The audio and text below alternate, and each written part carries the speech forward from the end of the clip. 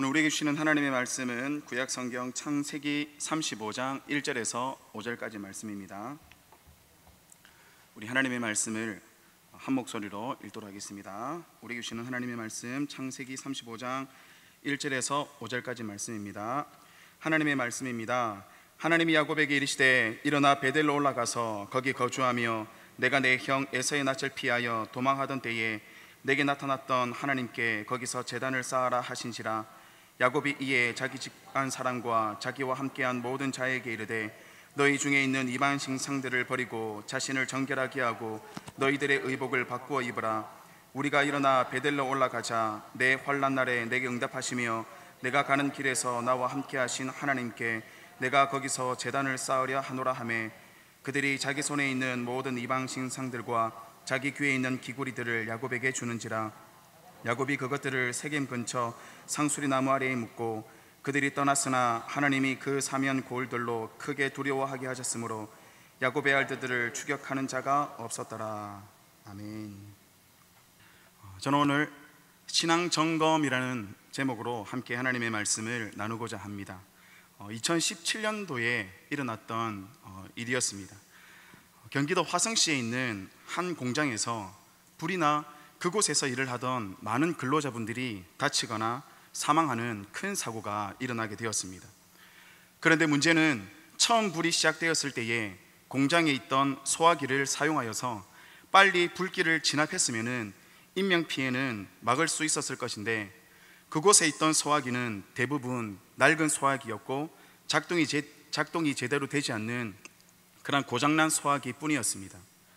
소화기에 대한 점검만 제대로 했어도 이렇게까지 큰 사고로 이어지지 않았을 건데라는 참 안타까운 사고였습니다.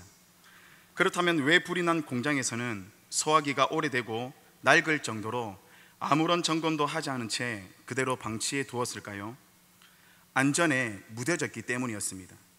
우리 공장은 괜찮겠지라는 이러한 생각 때문이었습니다. 이러한 괜찮겠지라는 방심이 큰 사고로 이어지게 된 것이며 안전에 대한 무뎌짐이 큰 피해를 유발하게 된 것입니다. 이러한 사고는 점검만 제대로 했어도 충분히 예방되어 줄 수 있는 일이었기 때문에 더욱 그 사고는 안타까운 일로 기억되어지고 있습니다. 안전에 대한 점검뿐만 아니라 저희들에게는 또 한 가지 반드시 점검을 해야 할 그러한 영역이 있습니다. 바로 우리의 신앙을 점검하는 일입니다. 사도 바울은 고린도후서 13장 5절에서 고린도 교회 성도들에게 너희는 믿음 안에 있는가 너희 자신을 시험하고 너희 자신을 확증하라고 권면하고 있습니다. 예수님을 믿고 신앙생활을 하면서 가장 경계해야 할 모습이 바로 무뎌지는 것입니다. 그렇기 때문에 사도 바울이 말한 것처럼 나는 믿음 안에 있는지 우리 스스로 시험해보고 또한 스스로 검증하는 일은 성도들에게 있어서 너무나도 중요한 일입니다. 자신의 신앙생활을 점검하지 않게 되면은 결국에는 무뎌지게 되고 무뎌지게 되면은 맛을 잃은 소금이 되는 것입니다. 저는 오늘 야곱의 인생에서 경험한 한 사건을 통하여서 이 시대에 우리는 과연 무엇을 점검하며 살아야 하는지에 대하여서 알아보기를 원합니다. 그리하여서 무뎌지지 않고 늘 은혜를 사모하는 마음으로 하나님과의 깊은 사귐을 누리는 저와 여러분 되기를 바랍니다. 야곱의 신앙을 통하여서 첫 번째로 저희들이 점검해야 할 것은 나는 거룩한가입니다. 야곱은 이삭과 리브가 사이에서 형 에서와 함께 쌍둥이로 태어났습니다. 야곱은 형 에서에게서 팥죽 한 그릇으로 장자권을 사게 되었고 결국 야곱은 에서가 받아야 할 그 장자의 축복을 가로챈으로써 에서의 분노를 크게 유발하고 말았습니다. 그래서 에서는 아버지 이삭이 돌아가실 날이 가까워진 것을 보고 기회를 틈타 자기의 동생 야곱을 죽이려고 하였습니다. 이런 사실을 알게 된 리브가는 자신의 오라버니 라반이 살고 있는 밧단 아람으로 야곱을 보냅니다. 졸지에 에서를 피하여서 도망자 신세가 되어 밧단 아람에 있는 외삼촌 라반의 집에서 야곱은 무려 20년이라는 세월을 보내게 됩니다. 야곱은 외삼촌 라반의 집을 도와 일을 하면서 결혼도 하고 그리고 많은 자식들도 낳았으며 많은 양떼도 얻게 되었습니다. 그러던 중에 야곱은 내 조상의 땅, 내 족속에게로 돌아가라라는 하나님의 말씀에 따라서 외삼촌 라반의 집을 떠나서 아버지 이삭이 있던 곳으로 가게 됩니다. 가나안 땅으로 가는 모든 여정 속에서 야곱은 형 에서를 만나 극적으로 화해하기도 합니다. 그렇게 순탄할 줄만 알았던 야곱의 집으로 돌아가는 그 길에 전혀 예상하지 못한 사건을 만나게 되었습니다. 바로 자신의 딸 디나가 히위 족속 세겜으로부터 겁탈을 당한 사건이었습니다. 야곱의 딸 디나가 세겜으로부터 겁탈을 당했다는 소식을 디나의 오라버니였던 시므온과 레위가 알게 되었습니다.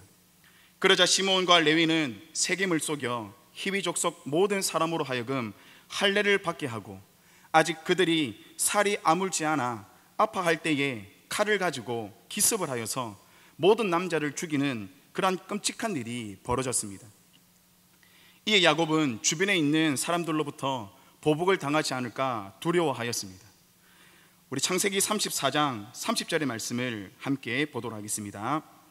야곱이 시몬과 레위에게 이르되 너희가 내게 화를 끼쳐 나로 하여금 이 땅의 주민 곧 가나안 족속과 브리스 족속에게 악취를 내게 하였도다. 나는 수가 적은즉 그들이 모여 나를 치고 나를 죽이리니 그러면 나와 내 집이 멸망하리라. 야곱은 그야말로 그의 인생 최대의 위기를 만난 것입니다. 그렇게 두려워하며 어떻게 해야 할지 모르는 야곱에게 하나님께서 나타나셔서 말씀하셨습니다. 베델로 올라가라. 우리 창세기 35장 1절의 말씀을 우리 한 번 더 읽도록 하겠습니다. 하나님이 야곱에게 이르시되 일어나 베델로 올라가서 거기 거주하며 내가 내 형 에서의 낯을 피하여 도망하던 때에 내게 나타났던 하나님께 거기서 제단을 쌓아라 하신지라. 야곱은 이러한 하나님의 말씀에 정신이 번쩍 들었을 것입니다. 야곱은 20년 전 형 에서를 피해 고향을 떠나 외삼촌 라반이 있는 바단 아람으로 가던 중에 베델이라는 곳에서 하나님을 만나게 되었습니다. 그리고 그때 야곱은 하나님께 서원을 합니다. 우리 창세기 28장 20절에서 22절까지 말씀을 보도록 하겠습니다. 야곱이 서원하여 이르되 하나님이 나와 함께 계셔서 내가 가는 이 길에서 나를 지키시고 먹을 떡과 입을 옷을 주시어 내가 평안히 아버지 집으로 돌아가게 하시오면 여호와께서 나의 하나님이 되실 것이요 내가 기둥으로 세운 이 돌이 하나님의 집이 될 것이요 하나님께서 내게 주신 모든 것에서 10분의 1을 내가 반드시 하나님께 드리겠나이다 하였더라. 야곱은 자신이 하나님께 드렸던 서원을 잊고 있었지만은 하나님은 야곱의 서원을 잊지 않고 계셨습니다. 야곱은 베델로 올라가서 거기 거주하며 하나님께 제단을 쌓으라는 그 하나님의 말씀에 가장 먼저 자신의 가족들에게 우상을 버리고 자신을 정결하게 하고 너희들의 의복을 바꾸어 입으라는 신앙의 결단을 촉구하였습니다. 야곱은 베델로 올라가기 전에 가장 먼저 거룩하지 못한 자신들의 모습을 점검하였던 것이었습니다. 야곱이 자기 집안 사람과 자기와 함께한 모든 자에게 우상을 버리고 자신을 정결하게 하고 너희의 의복을 바꾸어 입으라고 말한 것은 이미 야곱 집안 사람들에게 있어서 우상 숭배는 너무나도 자연스러운 그런 일상이 되었다는 사실을 잘 알 수 있습니다. 이미 그런 우상 숭배 역시 야곱도 잘 알고 있었다는 사실을 알 수 있습니다. 거룩하다라고 할 때에 우리는 무엇을 거룩하다라고 말을 합니까? 단지 도덕적으로 윤리적으로 착하게 사는 것을 거룩이라고 할 수 있을까요? 물론 그리스도인이라면 도덕적으로 윤리적으로 바르게 살아야 하는 것은 당연합니다. 그러나 성경이 말하는 거룩은 예수님을 믿지 않는 사람들도 할 수 있는 그러한 도덕적이고 윤리적으로 바르게 사는 그러한 것과는 다른 것입니다. 성경이 말하는 거룩은 구별되는 것입니다. 무엇으로부터 구별되는 것입니까? 하나님을 인정하지 않고 하나님이 없는 세상 문화와 모든 사상과 이념과 가치관으로부터 구별되는 것입니다. 출애굽기 13장 2절의 말씀을 함께 보도록 하겠습니다. 이스라엘 자손 중에서 사람이나 짐승을 막론하고 태에서 처음 난 모든 것은 다 거룩히 구별하여 내게 돌리라. 이는 내 것이니라 하시니라. 그리고 우리 레위기 20장 26절의 말씀도 함께 보도록 하겠습니다. 너희는 나에게 거룩할지어다. 이는 나 여호와가 거룩하고 내가 또 너희를 나의 소유로 삼으려고 너희를 만민 중에서 구별하였음이니라. 성경에서 거룩이라는 단어는 참 많이 나옵니다. 그 중에서도 출애굽기와 레위기에는 다른 책에 비해 훨씬 더 많이 거룩이라는 단어가 나오고 있습니다. 왜냐하면 출애굽기나 레위기에서는 430년 동안 애굽에서 노예 생활을 하였던 그 하나님의 백성이라는 정체성마저 사라지고 애굽의 온갖 가증한 우상 숭배 문화와 음란한 문화에 젖어버린 이스라엘 백성들을 다시금 하나님의 백성으로 구별해야만 했기 때문에 출애굽기와 레위기에서는 이러한 거룩이라는 단어가 많이 나오고 있는 것입니다. 저는 20대 초반에 경호원이 되려는 그런 꿈을 가지고 있었습니다. 그래서 사회체육학과에 진학해서 운동을 하던 중에 오른쪽 팔꿈치 쪽에 신경이 눌리게 되었습니다. 그래서 부산에 있는 어느 한 대학병원에서 수술을 받기 위하여서 입원을 했습니다. 수술을 하루 앞두고 저녁에 인턴으로 보이는 의사 선생님이 수술 부위에 있는 털을 깎기 위하여서 저에게 다가왔습니다. 그래서 저는 오른쪽 팔꿈치 수술을 하니까 오른쪽 겨드랑이 털을 밀어야 되는 줄 알고 우통을 벗으려 하였습니다. 그런데 의사 선생님이 머리털을 밀어야 한다라고 했습니다. 저는 너무나도 놀라서 거칠게 반항을 하면서 한편으로는 혹시 병원에서 검사하던 중에 내가 알지 못하던 나쁜 것이 머리에서 발견된 것은 아닌지 걱정이 되었습니다. 그렇게 제가 강하게 반항을 하니 간호사실에 가서 한번 확인해 보아야 되겠다고 저와 같이 그 인턴 의사 선생님이 간호사실로 갔습니다. 그래서 간호사실로 가서 아니 나는 팔 수술하러 왔는데 무슨 머리를 미냐고 따지자 간호사 선생님께서 저에 관한 차트를 훑어보기 시작했습니다. 그러더니 하시는 말씀이 죄송합니다. 차트가 다른 사람 거랑 바뀌었습니다. 하마터면은 팔 수술하러 갔다가 머리 뚜껑 열 뻔했습니다. 정말 아찔한 그러한 순간이었습니다. 그런데 이것으로 끝이 나지 않았습니다. 그렇게 한판 난리를 피우고 난 다음 날 아침 이제 드디어 수술을 하였습니다. 그런데 이제 수술이 끝나고 의사 선생님께서 저를 깨우시면서 걱정스러운 표정으로 물으셨습니다. 전혀 저도 예상치 못한 그런 대답이기 때문에 너무 당황스러웠습니다. 혹시 최근에 여자랑 잔 적이 있느냐? 저는 한 번도 없다고 말했습니다. 그래서 제가 왜 그러냐고 말하니 제가 성병이 의심된다면서 수술 끝나고 비뇨기과에 가서 검사를 한번 받아보라는 것이었습니다. 졸지에 팔 수술하려고 병원에 왔더니 이제는 성병에 걸렸는지 걱정해야 할 판이었습니다. 그때로부터 저는 인터넷에 에이즈에 관한 모든 자료를 다 찾아보기 시작했습니다. 정말 절망 그 자체였습니다. 그래서 그 당시에 이제 지금의 아내였던 이제 지금의 아내였던이라고 하면 안 되죠. 예, 지금의 아내인 지금의 이제 아내인 이제 저희 사모와 함께 이제 교제 중이었는데 내가 이 사람과 이제 그만 만나야 되겠구나. 내가 에이즈인데 내가 성병에 걸렸는데 이 사람을 내가 더 이상 만날 수 없겠구나. 조금씩 정리를 해야 되겠구나. 이제 그런 생각을 했던 때였습니다. 그렇게 이제 병원을 퇴원하고 한 달 뒤에 하단에 있는 비뇨기과를 찾아 이런저런 사정을 이야기하고 몇 가지 검사를 했습니다. 검사 결과를 기다리는 그 10여 분이 참으로 긴장되고 두려웠습니다. 검사 결과가 나왔는지 의사 선생님께서 저를 부르셨습니다. 의사 선생님께서 무거운 얼굴로 저를 바라보시면서 성병입니다. 이렇게 말했으면 저는 아마 지금 이 자리에 없었을 것입니다. 의사 선생님께서 저를 보자마자 대뜸 화를 내시면서 그 의사 어떤 사람입니까? 이렇게 당뇨도 하나 없는 건강한 청년한테 무슨 성병에 걸렸다고 했습니까? 라면서 오히려 본인이 화를 내고 저를 위로해 주었습니다. 저는 얼마나 기쁘던지 날아갈 것만 같았습니다. 비록 하나의 해피닝으로 끝난 일이었지만은 그 일로 인하여서 하나님께서 저에게 주신 마음이 있었습니다. 그 마음은 거룩하게 살자라는 것이었습니다.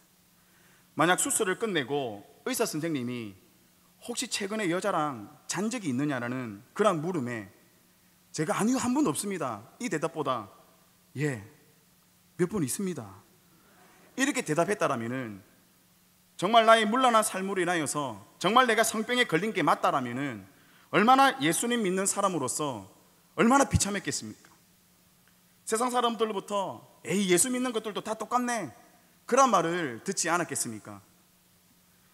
야곱과 그의 집안 사람들은 세겜에 장막을 치고 머무르게 되면서 세겜 사람들이 가지고 있던 땅도 사고 세겜 사람들이 입고 있던 의복도 입으면서 그들이 섬기던 우상을 가지고 지내면서 점점 세겜 사람처럼 되어갔습니다. 이것을 바로 거룩함을 잃어버린 세속화라고 부릅니다. 저희는 철저하게 세상으로부터 구별되어야 합니다. 저희들은 이 세상에 살지만은 결단코 세상에 속한 자가 되어서는 안 됩니다. 저희들은 이 세상을 변화시키고 하나님께로 돌이키게 하는 제사장이요 거룩한 백성이지 세상에 나를 맞추어 사는 그러한 자들이 결단코 아니라는 말입니다.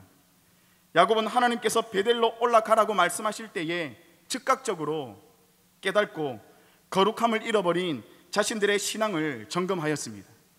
하나님께서 말씀하실 때에 즉각적으로 깨닫는 것이 은혜입니다. 오늘도 하나님께서 우리에게 거룩함에 대하여서 만지시는 분들이 있을 것입니다. 하나님께서는 우리에게 깨닫게 하십니다. 하나님께서 우리에게 깨닫게 하실 때에 그것을 깨닫는 것이 바로 은혜인 것입니다.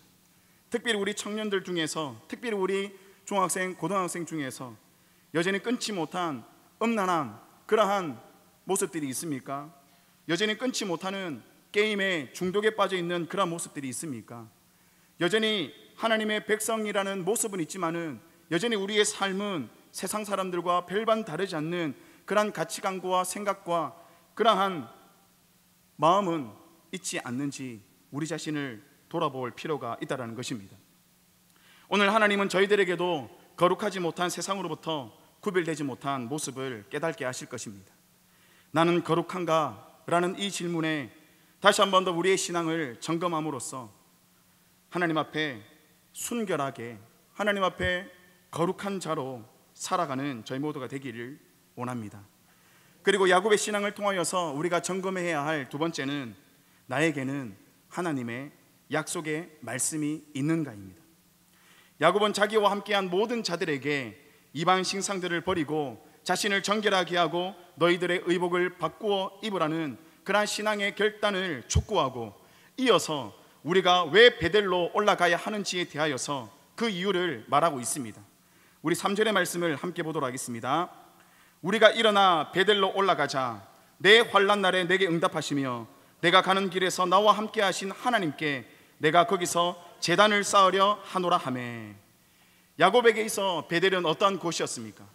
형 에서의 낯을 피하여서 도망하던 때에, 정말 절망적인 그때에 하나님께서 야곱을 만나주신 그러한 장소이자, 하나님께서 야곱에게 내가 너와 함께 있어 네가 어디로 가든지 너를 지키며 이 땅으로 다시 돌아오게 할 것이라는 그러한 하나님의 약속의 말씀이 있었던 자리가 바로 베델이었습니다. 창세기 28장 14절과 15절에서는 이렇게 말하고 있습니다.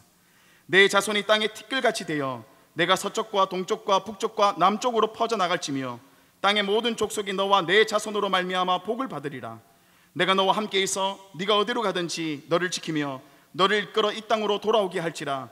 내가 내게 허락한 것을 다 이루기까지 너를 떠나지 아니하리라 하신지라. 하나님은 야곱에게 이러한 약속의 말씀을 주셨습니다.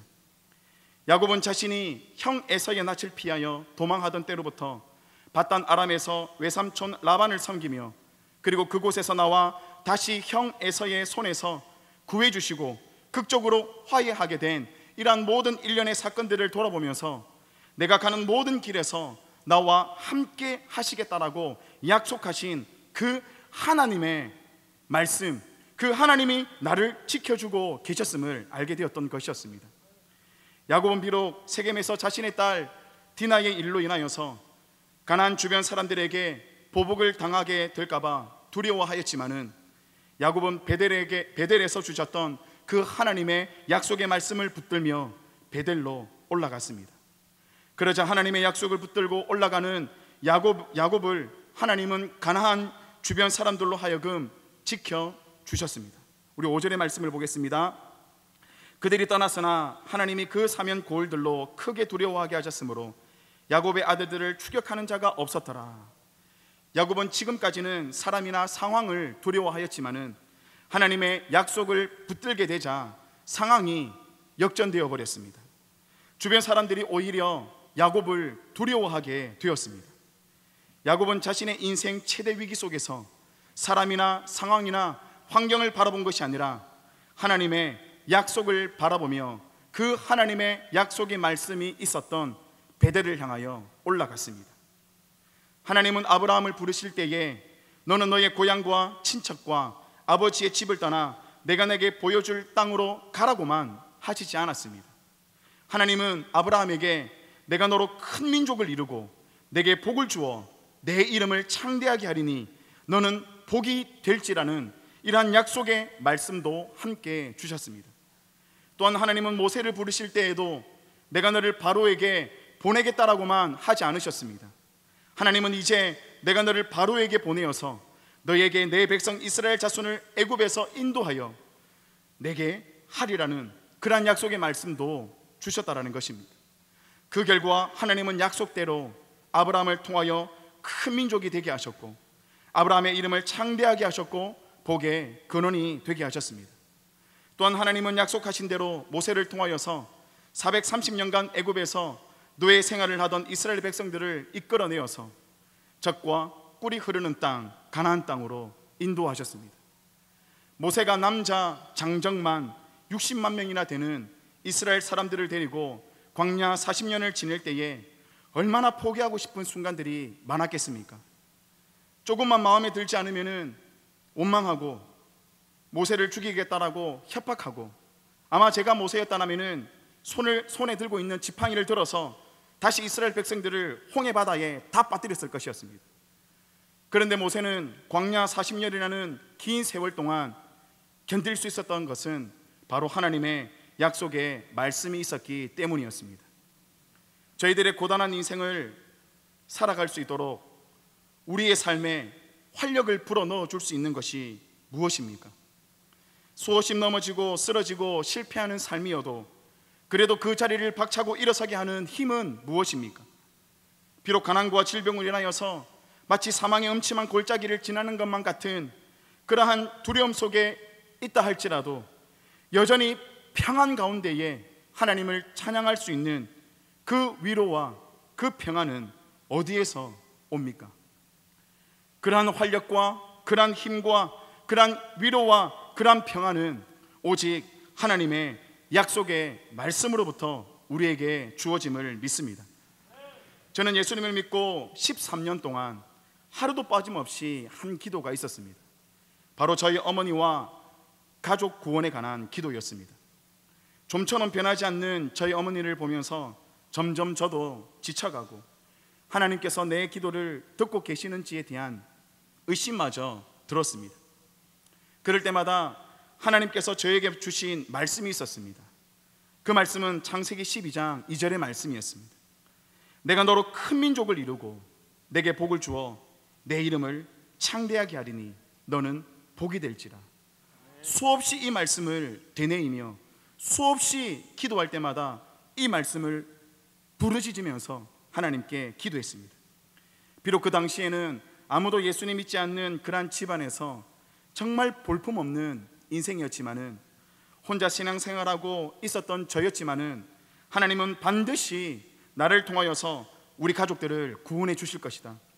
그래서 하나님께서 나를 통하여서 반드시 큰 민족을 이루고 복의 근원이 되게 하실 것이라는 이 약속의 말씀을 끝까지 붙들며 기도했습니다.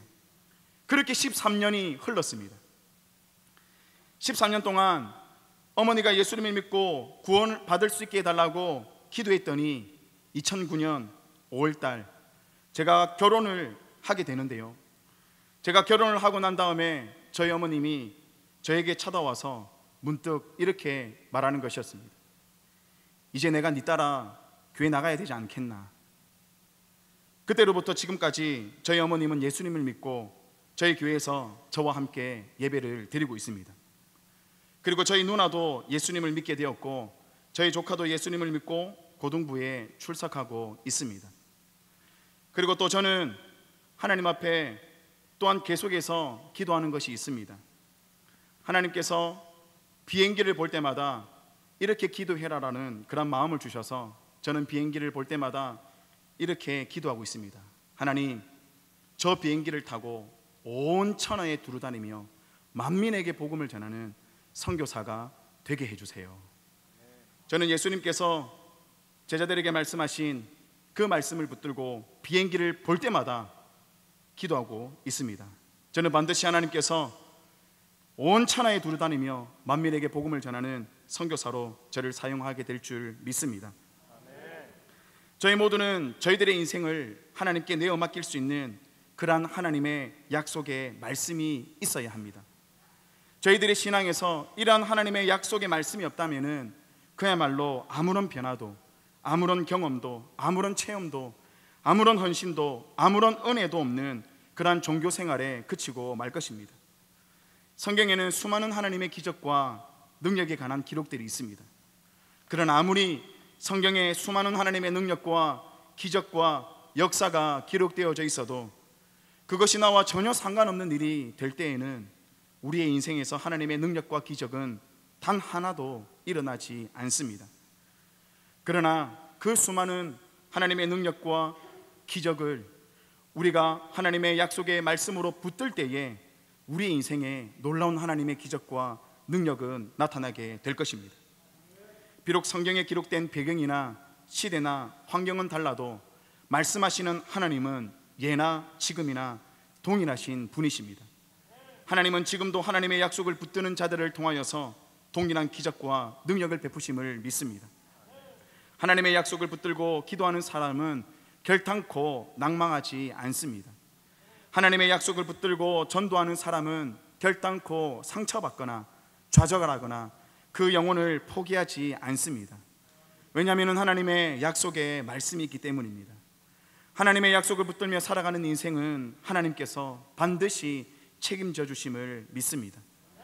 오늘 저는 야곱의 삶을 통하여서 저희들이 신앙생활에서 점검해야 할 두 가지, 나는 거룩한가, 그리고 나는 하나님의 약속에 말씀이 있는가, 이 두 가지를 살펴보았습니다. 하나님께서 저희들에게 원하시는 것은 세상에 물들지 않는 거룩함입니다. 세상의 문화와 가치관에 물들어 거룩함을 잃어버린 세대가 아니라 음란하고 폐역한 세상 속에서 거룩함의 기준이 되는 저희 모두가 되기를 바랍니다. 또한 아무리 힘들어도, 아무리 낙심이 되어도 여전히 소망 가운데 하나님을 바라볼 수 있는 그러한 하나님의 약속의 말씀이 있는 저희 모두가 되기를 원합니다. 하나님의 기적과 능력을 경험하며 살아감으로써 나를 의지하며 사는 것이 아니라 하나님의 약속의 말씀을 붙들며 살아가는, 그리하여서 늘 승리하며 살아가는 저희 모두가 되기를 주님의 이름으로 축원합니다.